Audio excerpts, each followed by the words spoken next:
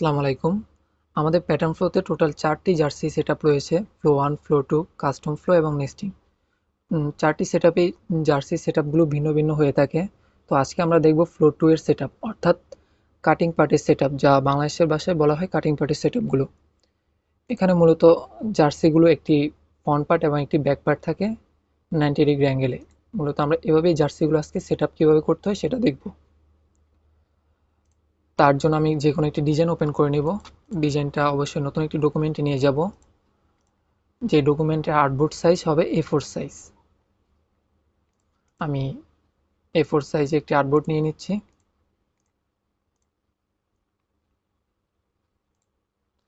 তারপর নতুন ডকুমেন্টে আমি ডিজাইনগুলো নিয়ে যাচ্ছি। আপনি আপনার ডিজাইনটা যে কোনো প্যাটার্নে করতে পারেন, সমস্যা নেই।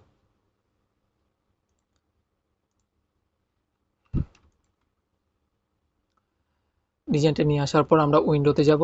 উইন্ডো থেকে ফাইল প্রসেসিং এক্সটেনশনে যাব। এক্সটেনশন থেকে ফাইল প্রসেসিংটা ওপেন করব। ফাইল প্রসেসিংটা ক্লিক করলে আপনার এখানে ফাইল প্রসেসিংটা চলে আসবে। তো আমাদের প্রথমে ফাইল প্রসেসিং করে নিতে হবে। এর জন্য আমি ফ্রন্ট পার্টে ক্লিক করে ফ্রন্টে ক্লিক করব, ব্যাক পার্টে ক্লিক করে ব্যাক, এবং শর্ট স্লিপ সিলেক্ট করে শর্ট স্লিপ 2 এবং লং স্লিপ 1, লং স্লিপ 2। এখন আমাদের নাম নাম্বার করতে হবে। নাম নাম্বারের জন্য অবশ্যই ডিরেক্ট সিলেকশন টুলটা সিলেক্ট করবেন, তারপর নেমটা ক্লিক করে নেমে ক্লিক করবেন। এভাবে করে নাম্বারে ক্লিক করে নাম্বার। তো ফ্রন্ট পার্টেও একটি নাম্বার রয়েছে, আমি এটা নাম্বারটা আবার ক্লিক করে আবার নাম্বার বাটনে ক্লিক করে দেব। এবার ব্র্যাকেটটা দিয়ে আমরা ওকে দিতে পারি। যেহেতু প্যান্ট নেই আপাতত, আমরা ওকে দিয়ে ফাইলটা সেভ করব। অবশ্যই সেভ করব, যে কোনো লোকেশনে সেভ করতে পারেন আপনি। আমি আপাতত এখানে সেভ করে দিচ্ছি। সেভ করে হলে এবার আমরা এক্সটেনশনে যাব। উইন্ডো থেকে এক্সটেনশন, তারপর প্যাটার্ন ফ্লো এআইটা ওপেন করে নেব। এটা ওপেন হলে আপনি লগ ইন করে নেবেন। ফার্স্টে আমি লগ ইন করে নিচ্ছি। হ্যাঁ, লগ ইন করা হলে আপনি ইনপুট লিস্ট দিবেন। প্রিভিয়াস ভিডিওতে আমি দেখিয়েছি কিভাবে খুব সহজে আপনি একটা লিস্ট তৈরি করতে পারবেন কয়েক সেকেন্ডে। তো আপনি সেই ভিডিওটা দেখে আসতে পারেন। আমি লিস্টটা ইনপুট দিয়ে দিচ্ছি। লিস্ট ইনপুট দেওয়ার পর আমি আউটপুট ফোল্ডার সিলেক্ট করে দেব, যেখানে আমার ফাইলগুলো সেভ হবে।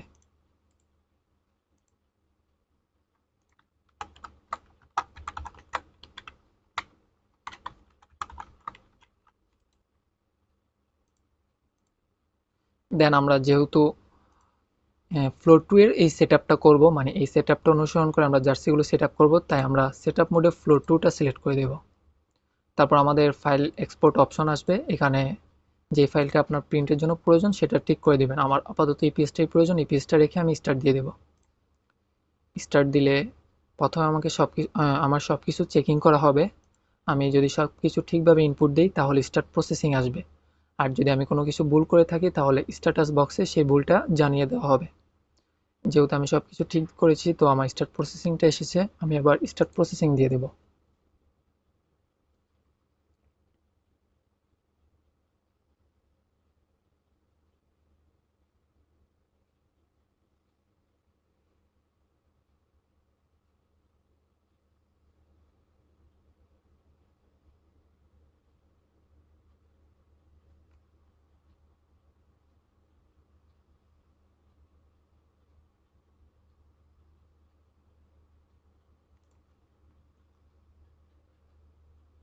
আপনি আপনার জার্সি ডিজাইনে যে কোনো প্যাটার্ন রাখতে পারেন, এতে কোনো সমস্যা নেই। সাধারণত যারা কাটিংয়ে সেট আপ করে তারা বেশিরভাগ সময় বক্স প্যাটার্নটা ইউজ করে।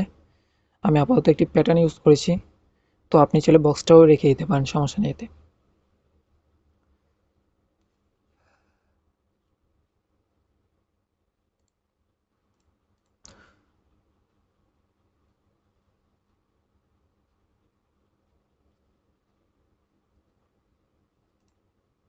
তো আমাদের প্রোডাকশন শেষ। এখন আমরা আমাদের কাপড় লেগেছে 18 মিটারের মতো। তো আমরা আউটপুট লোকেশন আমাদের ফাইলগুলো চেক করে আসতে পারি।